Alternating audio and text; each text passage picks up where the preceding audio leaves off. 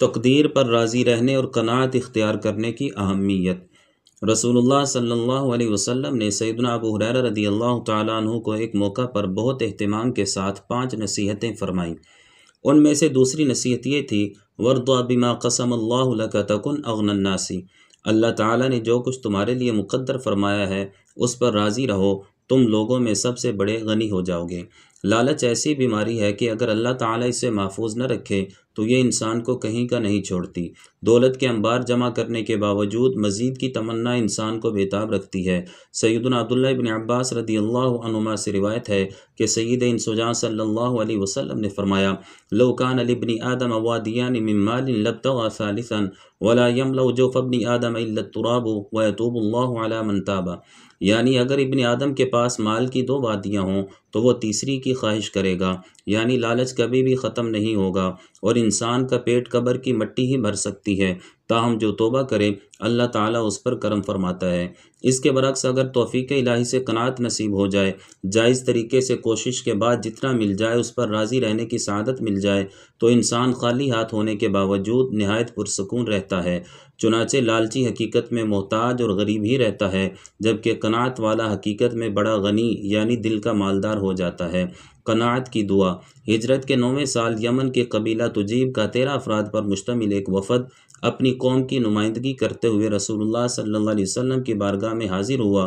ان میں سے ایک جوان نے عرض کی، یا رسول اللہ صلی اللہ علیہ وسلم، آپ نے ہمارے وفد کے تمام افراد کی حاجتیں پوری کی ہیں، میری حاجت بھی پوری کر دیجئے۔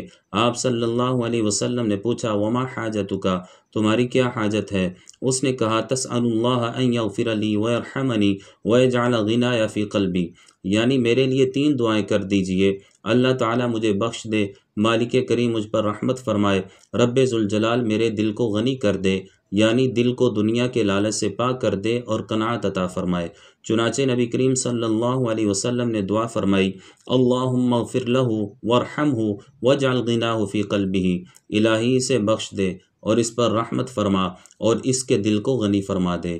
آئندہ سال حج کے دنوں میں مینا میں اس کے قبیلہ کے کچھ افراد کی رسول اللہ صلی اللہ علیہ وسلم سے ملاقات ہوئی۔ آپ صلی اللہ علیہ وسلم نے اس جوان کے بارے میں پوچھا کہ اس کا کیا حال ہے؟ انہوں نے بتایا، ما رأینا مثلہ اقنع منہ بما رزقہ اللہ، جیسے وہ اللہ تعالیٰ کے دیے ہوئے پر خوش ہے اور قناعت کرتا ہے، ایسے ہم نے کسی اور کو نہیں دیکھا۔ رسول اللہ صلی اللہ علیہ وسلم نے فرمایا، انی لارجو ان یموت جمیعا، یعنی مجھے امید ہے کہ وہ یوں ہی دل کا غنی رہے گا اور اسے ایسی حالت میں موت آئے گی کہ اس کا دل دنیا کے غموں سے پاک ہوگا۔ چنانچہ دعائے نبوی کی برکت سے اسے زندگی بھر قناعت نصیب رہی۔ جب رسول اللہ صلی اللہ علیہ وسلم کا وصال اقدس ہوا اور بہت سے یمنی مرتد ہوئے تو اس جوان نے انہیں اسلام پر قائم رہنے اور اللہ تعالیٰ کی فرما برداری کرنے کی خوب نصیحتیں کیں۔